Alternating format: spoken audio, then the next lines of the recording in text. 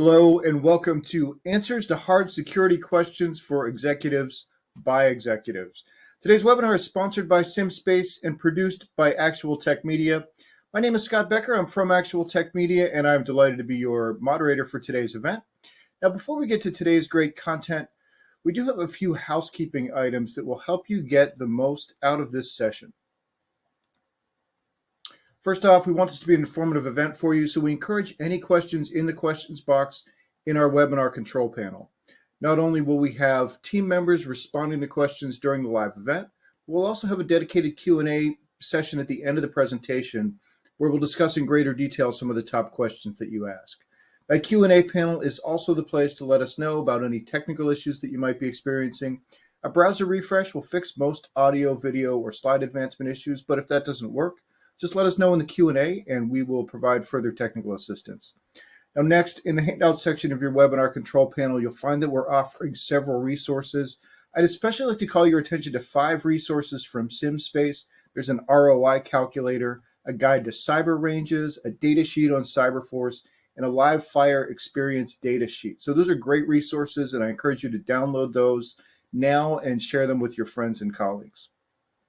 Now, at the end of this webinar event, we will be awarding a $300 Amazon gift card to one lucky registrant.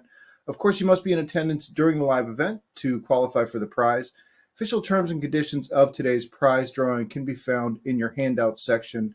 Just scroll to the bottom and you'll find the prize terms and conditions link there. Finally, one of the best benefits of this event is the opportunity to ask a question of our expert presenters. So to help encourage your questions, we have a special additional prize for you. That's another Amazon gift card, this one for $50 for the best question. At the end of the event, we'll look at all the questions, pick out the very best one, and contact that prize winner.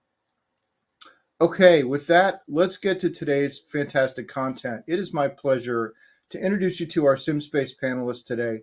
Leading the discussion is going to be Sean Walsh, who's Vice President for Global Marketing. He's joined by Paul Winter, Vice President of Professional Services, and Peter Hay, Principal Security Strategist at SimSpace. So let me bring everybody up on screen.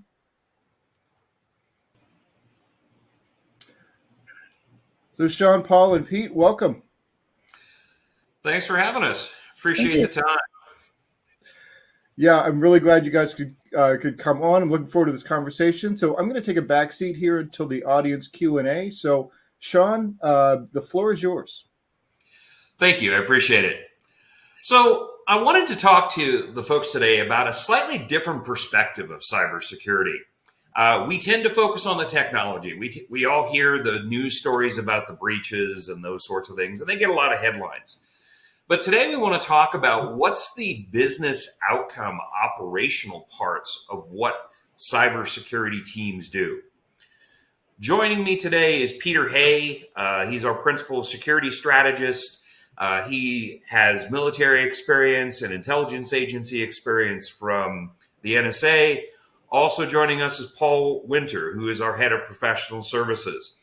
Prior to SimSpace, he was at Booz Allen Hamilton. So he's got that type of consulting background. And across the three of us, we have all had to stand in front of boards of directors, in front of auditors, in front of regulators, and answer the hard question. Have we done the right work to protect the organization? Have we done the right work to protect data privacy? And that's what we want to talk about today is the outcome. All of the work that these various organizations do translate into reports and commentary that have to go up to the business, regulatory, cyber insurance, and other critical audiences. And that's really what we want to talk about today.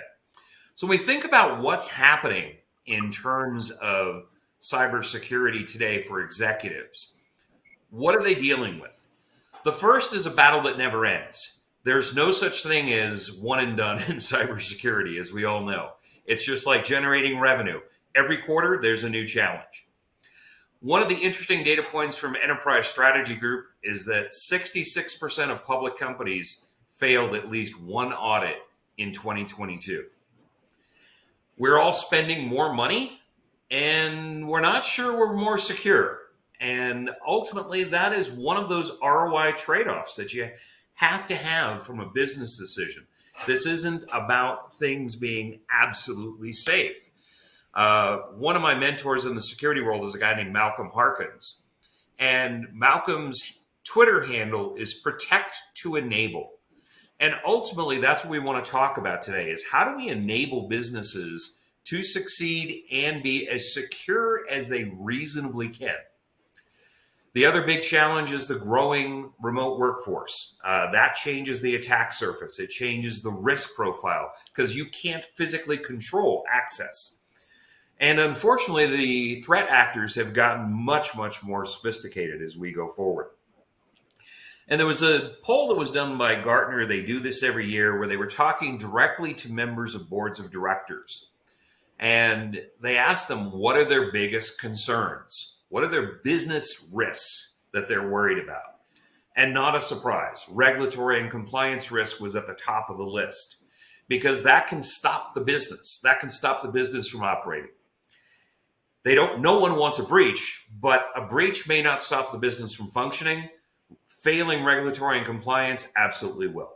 The next is obviously breaches and cybersecurity. They do want their businesses to be safe, and they need to be able to answer the hard questions about can they stop them? Will they stop them? And if they do get breached, how do they manage it? And then ultimately is business and supply chain risk. As we've seen through COVID, as we've seen through the Colonial Pipeline, these supply chains have huge dominoes and significant impacts, both to business and society as we go forward.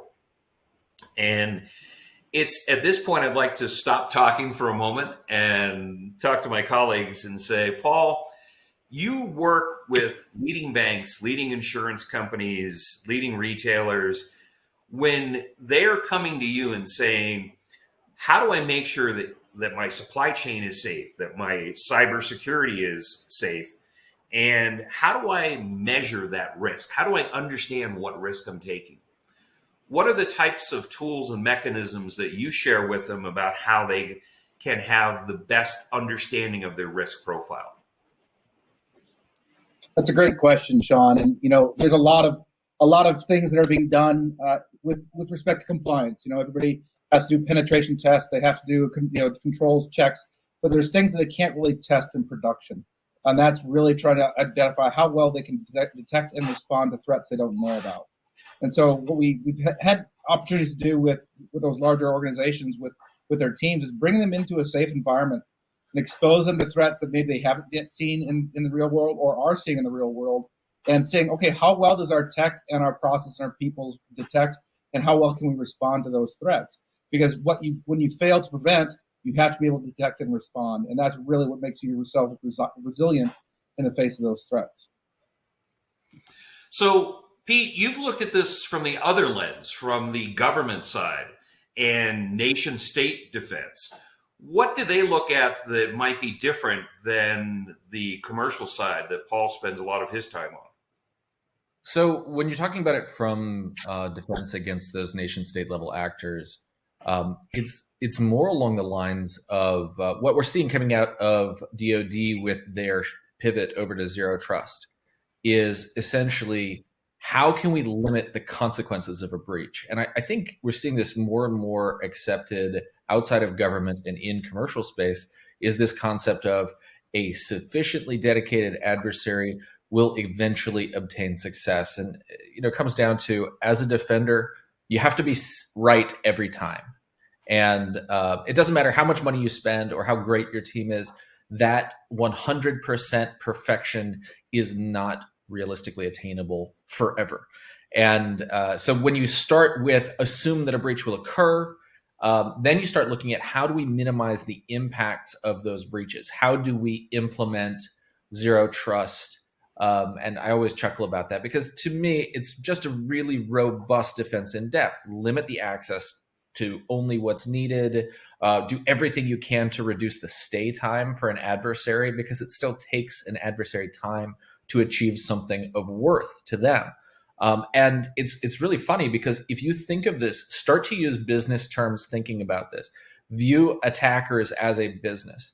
If you can increase the cost associated with achieving a desirable outcome for them, by reducing stay times, by hardening, by implementing zero trust and defense in depth principles effectively, then your adversary is spending more hours, right? Nation states may not necessarily think in terms of dollars, but they're spending more man hours to achieve the same effect. And ultimately, almost all kinds of warfare, and cyber is one of those domains of warfare, comes down to really boring and slightly terrifying logistics. Can we impact their manpower or labor pool sufficiently to overcome them? And that's what effective defenses do, right? They increase the level of effort necessary to overcome them. And so ultimately, those are going to be the things that are done to stave off these sufficiently advanced threat actors, is to increase the cost associated with what your attacker or your enemy thinks of as a positive outcome. Yeah, that's the reason to always have a Rottweiler in the house.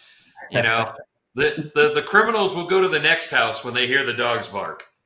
But I want to pick up on something that Paul talked about, because it sort of ties into one of the next data points I wanted to bring up, which is this part here about crisis simulation exercises. Our friends at Forrester, when they were talking about the best advice they could give people for 2023, it was practice, practice, practice. That if you train like you defend, your defense is going to improve.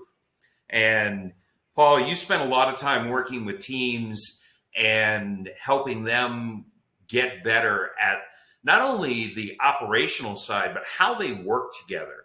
Can you talk a little bit about how that commitment to training ultimately improves the conversations that you have with audit committees and regulators?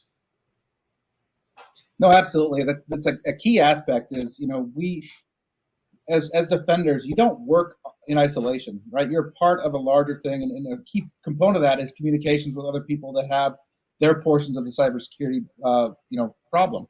And so bringing that team together and actually doing the activities that they talk about in putting playbooks together or doing tabletops, they find a lot of opportunity to validate or invalidate assumptions that go into their playbooks, into their processes, and actually truly experience what goes on.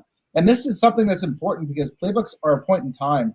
As technologies change, as the environment changes, they need to be constantly updated and validated because, we're seeing a big push to, moving services to the cloud.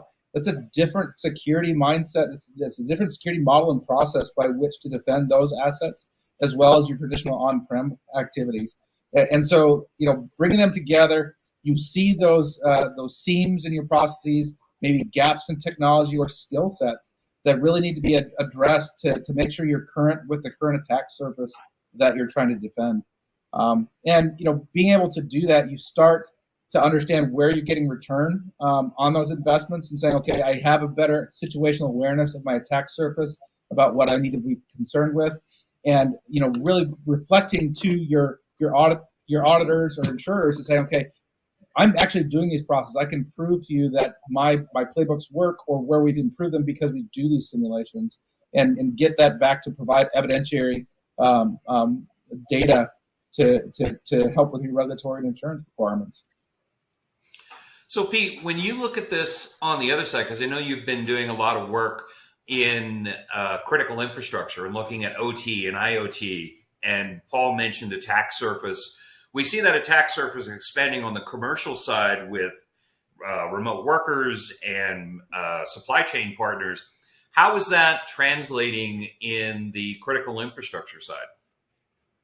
So, I'm glad you brought this up because I saw a statistic just the other day that something and you're going to forgive me, so I don't remember the precise number, so I'm going to generalize, so I'm sure what I say is right, but over 50% of breaches last year involved devices that were not tracked or not accurately tracked by their organizations. And so that can mean things that were exposed to the internet that were not intended to be. That could include, like you said, remote workforce, doing something incredibly unwise and then using the VPN at the same time. It can involve plugging devices in BYOD, those sorts of things. So when we start talking about critical systems and infrastructure, and especially you start talking about IoT, one of the things that we think about is, these OT devices, operational technology is designed to be incredibly good at what it does. It is implemented extremely specifically so that the PLC functions efficiently, quickly, reliably doing what it does. The problem with that is you did not hear me talking about how robust it is in terms of redundancy or implementation for use cases outside of the anticipated inputs. And so any unanticipated input may or may not be effectively handled by those devices. So when we start talking about a BYOD device that gets plugged into an OT network because someone just wanted internet access or to charge their phone, you're talking about a colossal risk to your organization. So I think those concerns are becoming more widely appreciated is probably the best term for it. And things like the Colonial Pipeline breach have brought that to the forefront.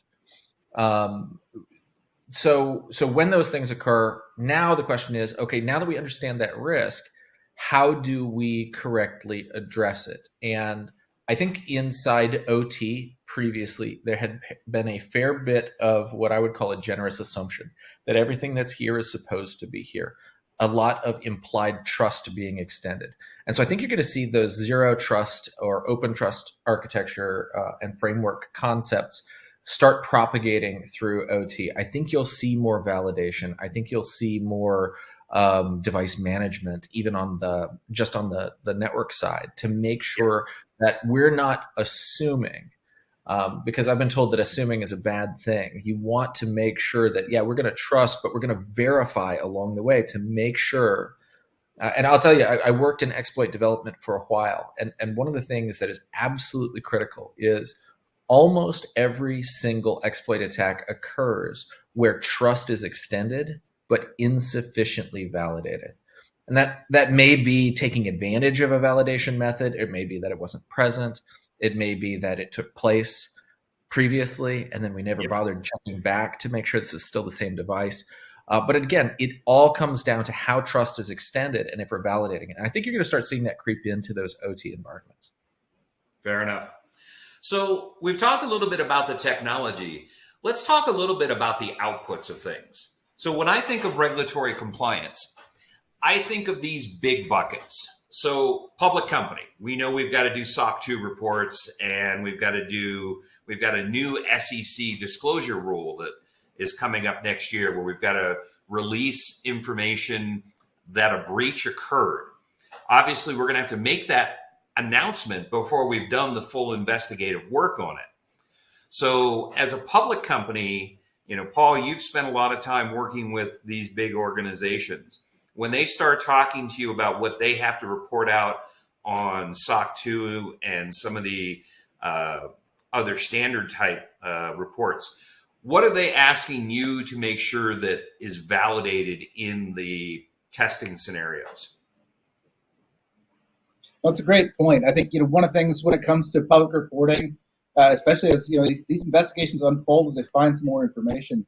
So one of the things they see in these simulations, they have to say, what do they know at a given point in time that they can truly work with legal and say, okay, this is what we know, this is what we don't know, this is where we're going, to provide the regulatory compliance reporting, but also not disrupt the response to restore any impacted business side. So it's one thing, going back to Pete's point on trust but verify, you can verify that in these simulations, right? You trust your playbooks are there, you have the processes in place, but these simulations really allow you to verify that they were still valid. And it's critically important to bring in those non-cybersecurity people that have an input to the overall response of the organization, so they understand what is known at a given point in time and really can and update the non-cyber playbooks. So one of the things that I've experienced personally is standing in front of an audit committee and saying, hey, I just saw this hack where these names were disclosed, and they had to send a letter to everyone. There was a great report in Forbes a little while back that said companies that had to disclose a breach on average, their share price trailed their competitors in the same segment by 15% over a 2-year period. Now, when you're talking about companies with billions of dollars in valuation, that's a big chunk of market cap. When you have CISOs that you're working with that have to stand in front of those audit committees, when you think about the metrics and the risk profiles that you provide them, what do you think are the key things that those CISOs are sharing with those audit committees? I think it's truly, down to the facts of what they can know, what really the impact is, so that they're not giving a false sense of security or insecurity, right? Here's really what we know and what we can say at this time. There's no doubt they're aware of the impact on valuation and share price, but they're also understanding how quickly, they can restore trust, right? A lot of times we see that as a temporary impact. And I think what we've seen also is the organizations that fully embrace these type of simulations, they raise the trust both internally with their audit and ensuring organizations, as well as how do we communicate with the public and our customer base to say, hey, we're being preventatively resilient, right? We're practicing the bad days so that if we should experience them, we can limit that impact, as Pete said. A lot of times it's based on how long threats in there, for how broad that effect can happen. I think we've seen a nice, at least some recent stories where, yes, there's breaches, but they've been detected really quickly, and hopefully we can keep that even increasing across, the cybersecurity landscape. Okay. So, Pete, let's move on to the next big bucket of regulatory compliance. There's NIST, there's MITRE, there's probably a dozen others that I don't know about. But MITRE seems to be winning the battle of, hey, here's the benchmark that you use. If you were sitting down with a CISO to say, look, this is how I think you can most effectively talk about MITRE and the steps you're taking to make sure you're protecting the broad base of your security infrastructure, how do you talk to CISOs about things like MITRE and why those are effective in explaining things to boards and regulators and those sorts of folks? Well, first of all, I love MITRE, the MITRE attack framework in particular, because it gives us I'm a very visual thinker, and so it gives you a way of visually projecting what you're talking about. There are a number of tools that have been released. One of my favorites is actually not released by MITRE, but it's built on the framework. It's called Defend, and the idea of Defend is to map coverage based on the detection methods you currently have in your platform, and then output a MITRE attack layer that communicates the effectiveness of the coverage that you have. Now, me coming from I used to be a Navy nuke, so quality assurance is baked into my life. And so resilience for me often means backups upon backups on backups, because we don't really like it when submarines go down and then don't come back up.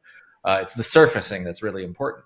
So what MITRE gives us is a framework by which we can actually map that out and essentially apply that Swiss cheese model and say, do we have the detections? Here's a layer. Do we have the controls? Here's a layer. Do we have the automated response capabilities? Here's a layer. And that common framework for communication is incredibly powerful. And it's enabling those third parties. I got a demo of Attack IQ just the other day, and they use the MITRE attack framework as the primary method by which they communicate about the success or failure of your defenses as it comes to breach and attack simulation. Well, guess what? Everybody else is doing the same sorts of things because it gives us that common method for communication.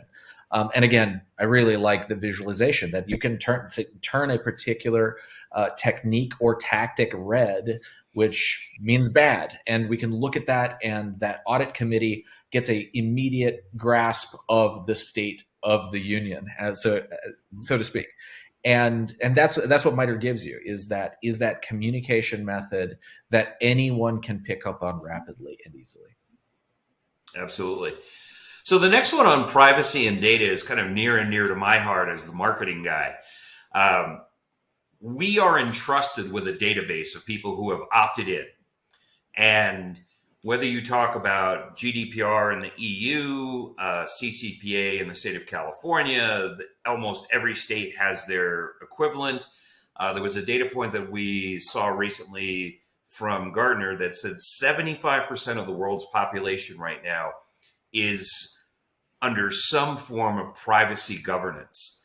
And to me, the two big risks for privacy governance are the SaaS model, because we use a third party for our CRM system, for our web content management, for our digital automation, and then access controls. So one of the questions I have for you, Paul, is when you're working with teams about how to set up access and do this trust but verify model, what's the counsel that you give them to say, this is what you should be doing as a best practice, and here's how you can report that out, that you are making sure that you're protecting the privacy rights of those individuals?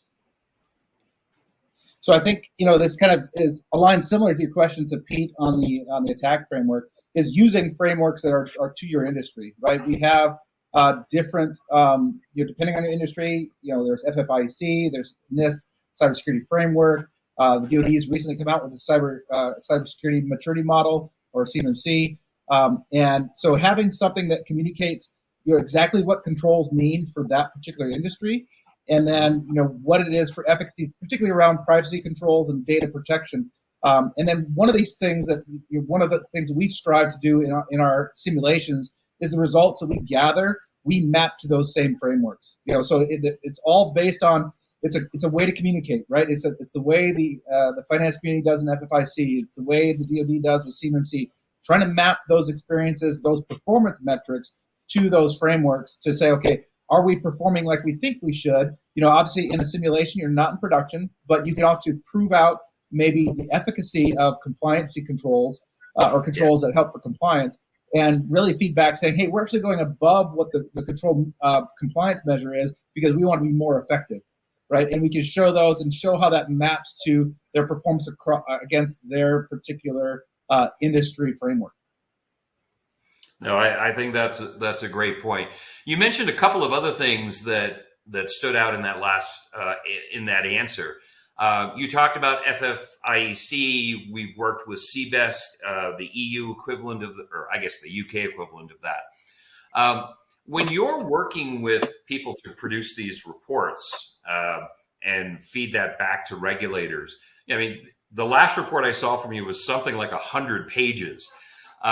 How do you net all of that down? When all is said and done at the end of that long paper, what's the summary that says, here's how we prove the answer to a given compliance requirement? So it really comes down to transparency of the data you collect and how you map it towards the performance of the team and efficacy of controls, or whatever the intent of that event was designed for. And so one of the reasons our reports are so comprehensive is that we show the input data, we show the metrics that come out. There's different metrics for different audiences in that report. You have your cybersecurity professionals that want to know the technical, how fast we're able to detect and respond, which tools are most effective in us being able to do our jobs. And then you want to also translate that to what does that mean from an operational or organizational performance? What data was put at risk, which data was protected, and how much loss was avoided because of the performance of my team, my tech, my processes, so that you can have some actionable intel about what to do after that. So where are the gaps? Is it a compliance issue? Is compliance not enough? Because maybe we're compliant, but we're not tuned to our business model to make us less risky. And then we've seen our customers use these reports, provided their audit committee, provide it to their insurance providers, to provide that, hey, here's verifying that we tell you we do these. Here's the data that comes out of it. It comes from a third party. It comes comprehensive. It's mapped to measures that relate to us and our business models. And so that it raises that level of trust, because you're not just doing the checkbox of, hey, we did our exercise. No, I really appreciate that. And you hit on something that I want to ask Pete about, because I know he's done some work in this area as well, which is cyber insurance. we have seen Lloyd's of London, we've seen a number of the leading cyber insurance vendors start to say, we're not going to cover acts of war if you're attacked by a nation state. So we're starting to see the costs go up and the coverage come down on cyber insurance. How would you communicate to executives about the right ways to prove that you're doing the best practices required for cyber insurance to A, help manage that cost, and B, get as much coverage for that cost at the same time? So, first of all, that's a great question and something we hear on a regular basis. And Paul just hit on one of the key words just a moment ago when he said compliance. Because there's ultimately a question of, are we trying to comply with the minimum standards that our insurance companies place on us to ensure that we're covered? Or are we trying to ensure that we are getting the maximum cyber resilience for our cyber spend? And those are very different business models. And I'm not really saying one or the other has more value. It's a business decision that organizations need to make. How many dollars can we spend to achieve the maximum amount of resilience is what I would recommend. That's my personal approach. And so then what you're saying is, have I tested what we're doing to be effective? And obviously, where Paul and I come from, we do that testing. So that's what we advise. We advise that you say, if you're speaking in terms of compliance to Lloyd's of London, you're like, look, we're super compliant. We do everything you want. We check every box twice. You're not going to see a reduction in your cybersecurity insurance spend. But if you are saying, listen, we are doing these innovative things, we are testing our teams. Paul talked about this idea of repetition and building resilience. One of my favorite quotes on that is that practice doesn't make perfect. Practice makes permanent. And so when we employ a technique or we say, this is our procedure, if we're not employing that procedure on a regular basis, we're not building the muscle memory. And ultimately, that idea of, do we have compliance? Okay, the boxes are checked. But have we also built the muscle memory, the resilience, and the, I'm going to say the cyber practice, this unified practice of defending our organization? That you can present to Lloyd's of London and say, behold, all of the things we've done to create a practice that is now, not only do we know how we'll play, because as again, stealing from the same football coach who said that to me, you better practice like you're going to play, because you will play like you practice. So if you're not practicing hard, if you're not facing difficult challenges, you're not building that resilience. And so you essentially have very little to present to Lloyd's of London to convince them to reduce your rates. If, on the other hand, you're working to be innovative, to be proactive, now you've got something to take to them and say, look what we've done. Our risk threshold is much lower than you think. Let's lower these prices. Now you have something to work with. Absolutely. So you both hit on a couple of things there where you started talking about spend and the return that you get for that. So I'm going to jump to this slide, another data point from our friends at Gartner. But lots and lots of folks are pursuing vendor and platform consolidation. Not to be doom and gloom, but BlackRock recently put out their forecast predictions for 2023, as did JP Morgan. And, they're both definitely more conservative in terms of overall growth. And if we look at what we've seen in the market for even cybersecurity vendors, you look at Facebook, you look at what's happened with Microsoft and Meta and a number of the other big tech firms, we're definitely seeing a squeeze of both spend and staffing. And when I look at the complexity that these stacks have, the proverbial saying of less is more, I think, is apropos here. I feel like whenever we have a problem, we try and add a new tool in hopes that tool will do it. And unfortunately, it's kind of like buying a lawnmower. If it doesn't come with a gardener to do the work, you just added another thing that you don't use. So, Paul, you've been in the throes of this with CISOs and SecOps teams.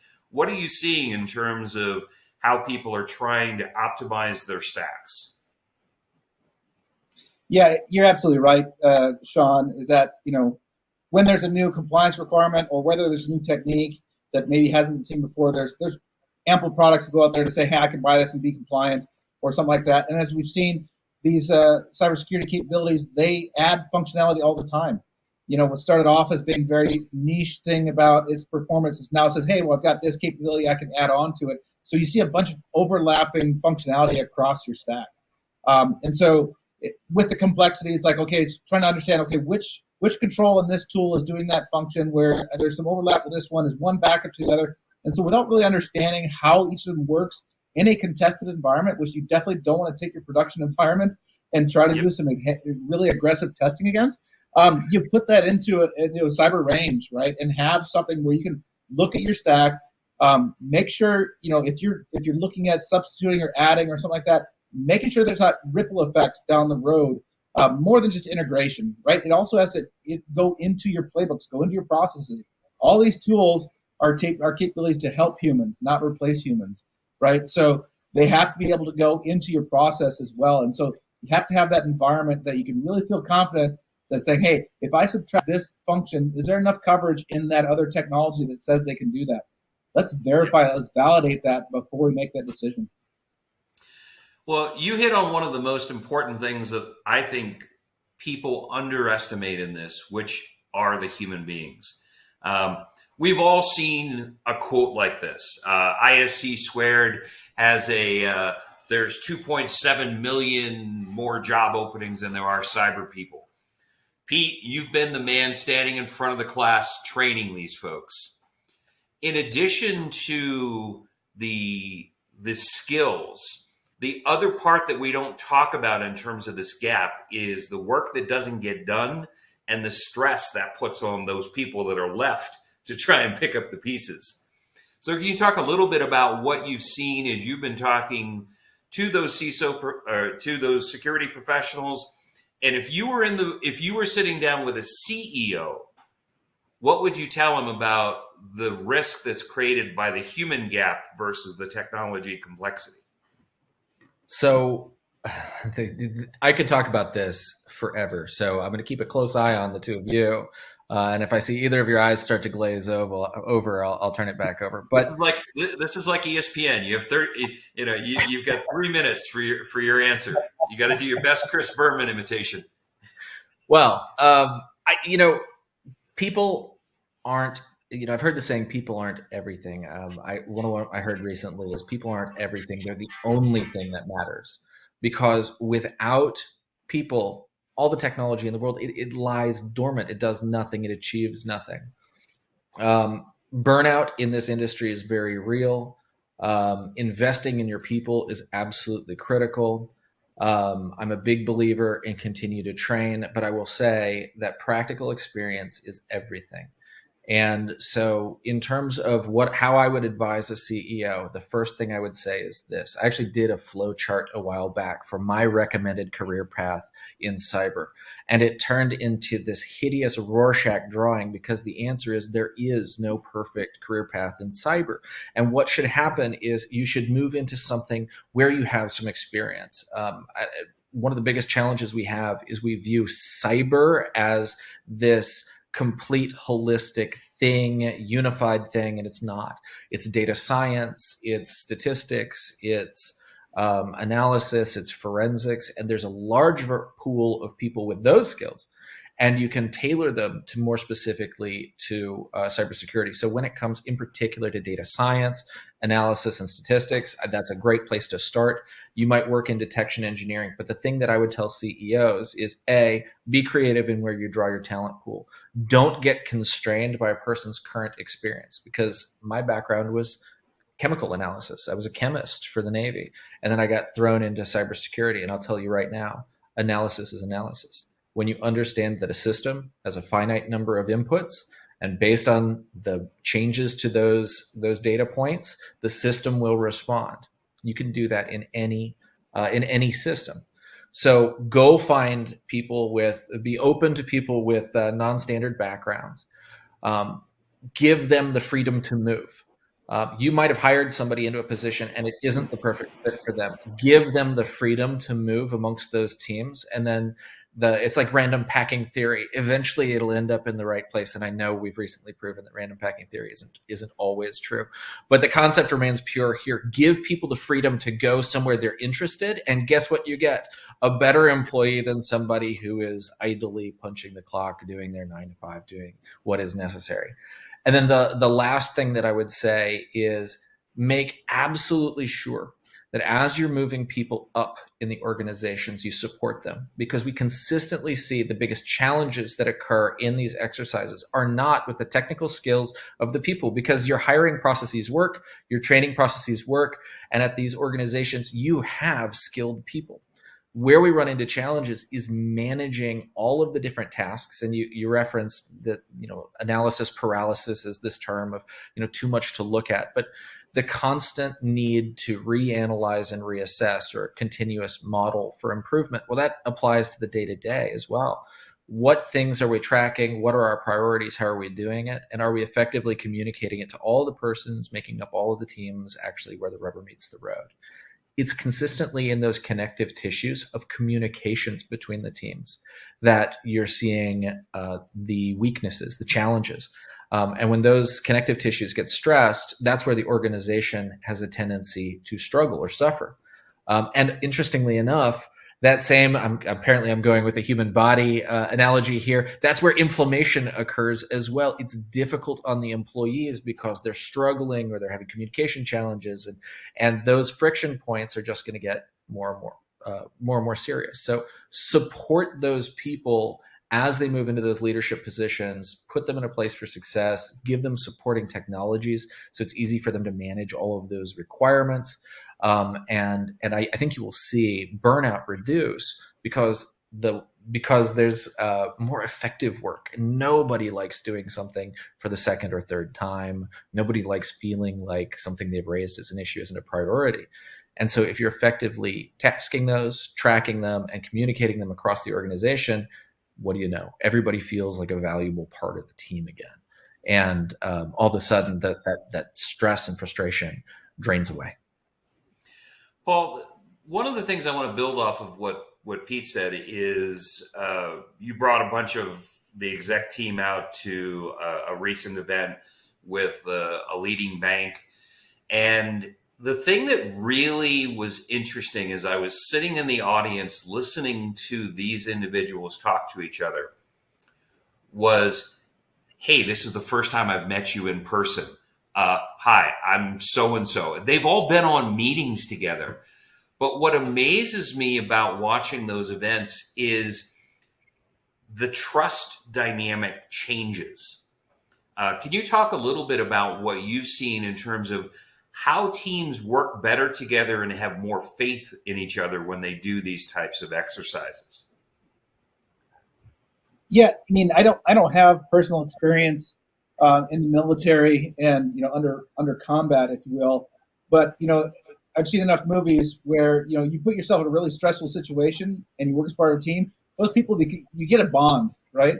And I think what we've seen in exercises like that, we do put them in a pretty stressful environment, right? They know they're going to get attacked, they know they're going to get breached, and now their whole goal is how fast can we find it and remediate it, and they understand it's a team sport, right? It's something they have to rely upon somebody that that they can't do it all themselves. They don't own it all. There's no way they can find it all themselves fast enough to make it less damaging.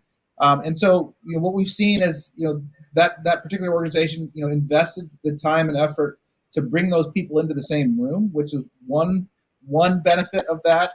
It's one thing going through the experience, even though we're all used to working distributed. They were working distributed even before the first time they did that exercise. But if they have the opportunity to bring them into the room, you develop a stronger connective tissue between the team and understanding the challenges sometimes that the other team members have with their particular technology, their process they have to follow. And so you develop some empathy for what they're facing when they have to get tasked with that. And even just the opportunity to do that and then know there's an endpoint in sight. This exercise only lasts so long. And then they actually get to go and take a breath, review what went well, pat each other on the back and say, hey, I never knew you could do that with that technology. That's huge, and just learning. And it's very empowering, I think, for these teams. And that particular organization just touted that was actually a retention thing they got out of it. They said, hey, this is a way to keep our people. They like doing those activities. Very stressful up front. Afterwards, they really, really liked what they got out of it. Yeah, that's one of the... I'm sorry, Sean. One of the things I wanted to add is, and you're not afraid to try something new, which you can't necessarily do in production. You have an idea, you look at your supervisor and say, hey, I got a squirrely idea, but I think it might work here. And your supervisor has essentially no risk to saying, yeah, go for it. And then you may very well have an internally developed innovation for your org that you can then carry forward. So I'm sorry, I just want to make sure I added that there. No, I think that's important. Absolutely. And the other thing I heard one of the people say is, technical people, we overuse the term knowledge worker in society. But when you're dealing with SecOps, you're really dealing with some of the very top end of knowledge workers. And it's not just that they're smart. There's lots of smart people in the world. They inherently value the investment in creating knowledge. And Paul, to your point, I think that was one of the things that I think surprised some of the executives that were in the room, is how this helped turnover, is that the investment in training is a turnover reduction, and that lowers your operating costs. It improves the functionality of your team, because when you lose players, and as most of you can see, I have a Chargers shirt on this year, and when we lost Joey Bosa, our sack total went down like a rock. And you just can't backfill that talent the same way every time. So we are coming up on the end, and I do want to leave a little bit of time for some Q&A. So I'm going to jump in and just share a couple of parting thoughts for folks. When you think about actions to take in 23, simulate to enable. I stole Malcolm's protect to enable and adopted it a bit. But the biggest difference that you can make in your security response to executives is to have tested, tried, and have the evidence to show that you've done the right work and you know how your systems will respond. You know how your people will respond. The next is looking at optimization over expenditure. You cannot fix your security problem just by spending money. Despite what people might tell you, you can look at the biggest payrolls that have gone off and bought the biggest and best free agents. It doesn't mean they win championships. And lastly, invest in your teams over technology, and you will more than likely win. So with that, let me hand it back to Scott, and we'll take some questions. Okay, yeah, great conversation. Really appreciate a lot of the insights. We do have some questions rolling in here. First one is from Brandon, who's asking, what are the most common security threats facing executives in their companies today, and how can they be mitigated? And then a second part of that question, how can SimSpace help my company mitigate them? Paul, you want to take the first crack at that one? Sure. I mean, the common ones you see right now, try not to get too much into the technical. Ransomware is, pretty top of mind, has been for some time now. That's consistently going to be a threat because it's usually enabled by an insider. So phishing is one of the other things that, cybersecurity threats are. But, Pete mentioned, on the defensive side, you have to be 100% all the time. But that's not on all aspects of the kill chain or the right. On the defender side, you don't have to get every step of the attacker's path. You have to interrupt one of them, right? And one of those might be after they got initial access. Stopping them from getting their objective is still possible. So there is opportunity here. It is very difficult for the adversary too. They have to do a lot of things. And so one of the things that SimSpace and have these environments do, you can expose your teams to those type of threats in a safe environment, something you don't want to do in production. You can actually give them a day saying, hey, if you're getting really attacked, this is what it looks like, this is how your team works together, and start giving your team confidence in being able to detect and respond to threats that your company, your industry, are really concerned with. And executives are asking the CISOs and the security practitioners, what are my concerns in the face of these threats? Yeah, I think the other thing I would add to that, Paul, is you hit on phishing.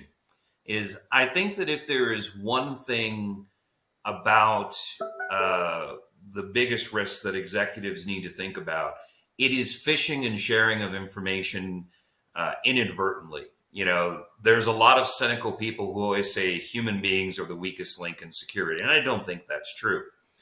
But we have seen the sophistication of threat actors improve to the point that, those emails look pretty damn real. Some of them are obvious, but the improvement in phishing, because ultimately someone will click on something inadvertently, and it's probably the highest risk, I think, when you look at the various profiles. I think that security professionals can help mitigate and stop the attack paths that you were describing.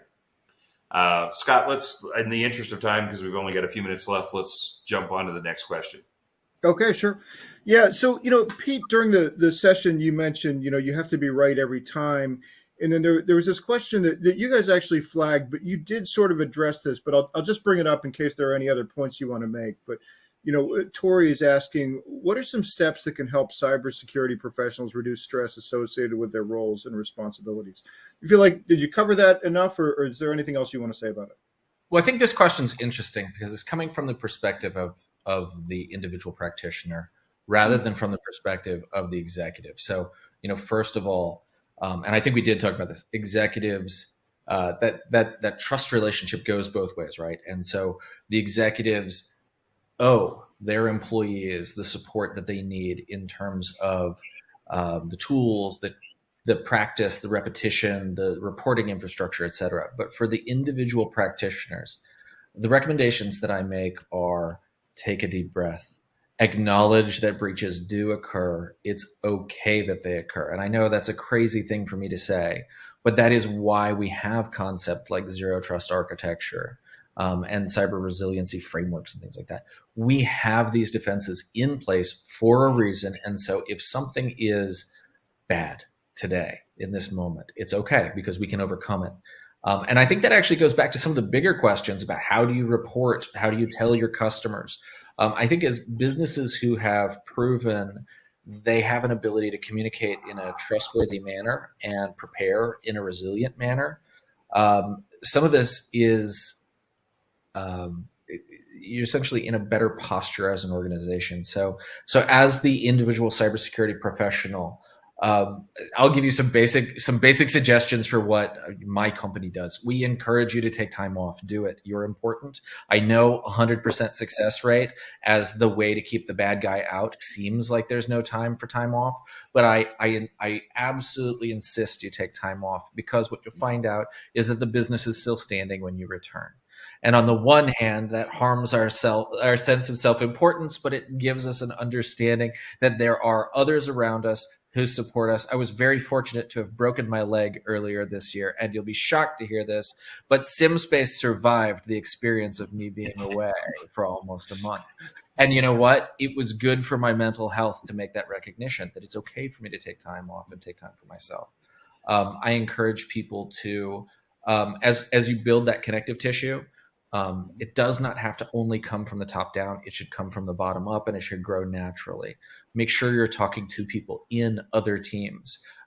As you have interests in these different fields, whether it be like detection engineering or threat hunting or what have you, make use of a lot of those free and available resources for developing those skills, and then be aggressive about pursuing those opportunities. If you're saying what I'm doing right now is not filling my cup, look inside your organization for the opportunity to go do something that does fill that emotional cup. And the best companies support that wholeheartedly, because again, a happy, successful, engaged, empowered employee is worth more. And Sean mentioned this idea of retention and how important that is. And I saw a Gartner article that talked about, they actually equated retention to talent acquisition, that if you're effectively retaining people who are interested and empowered, you're essentially acquiring more talent because they're going to move themselves into fields where they're naturally becoming more and more gifted.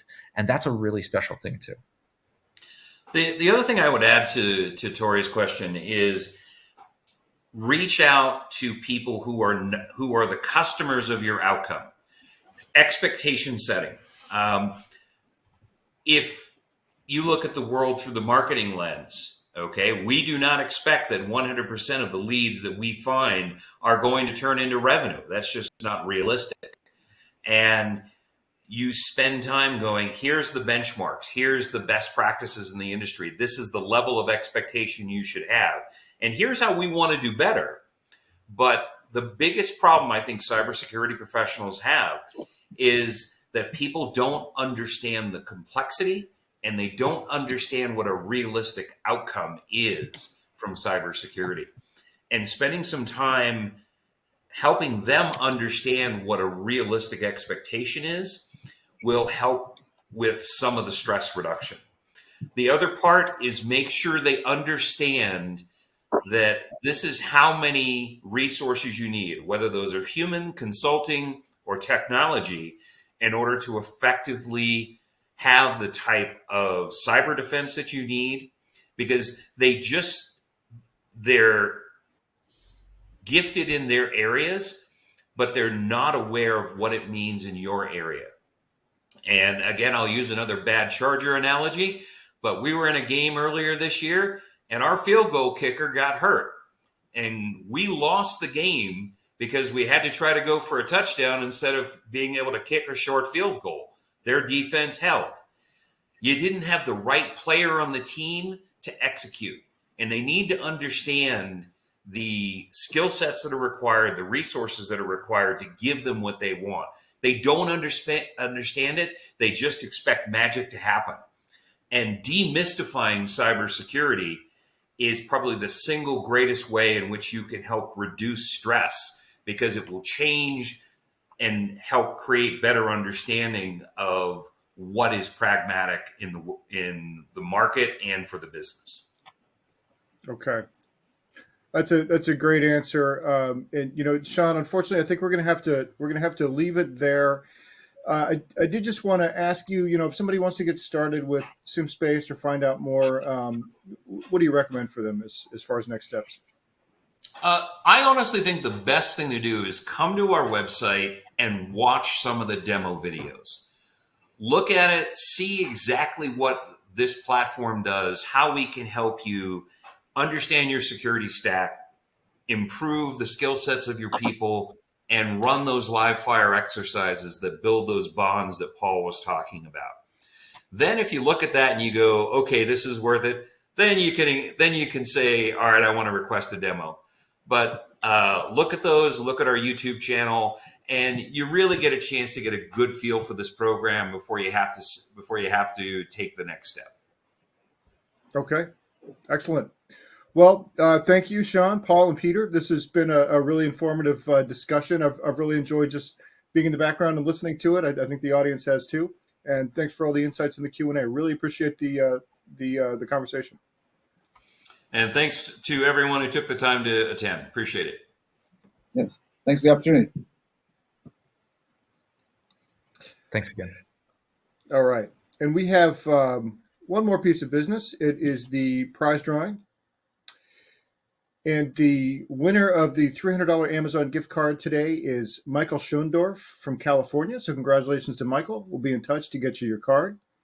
And with that, on behalf of the Actual Tech Media team, I want to thank SimSpace for making this event possible. And thanks as always for attending and for all your great questions today. That concludes this event. Have a fantastic weekend.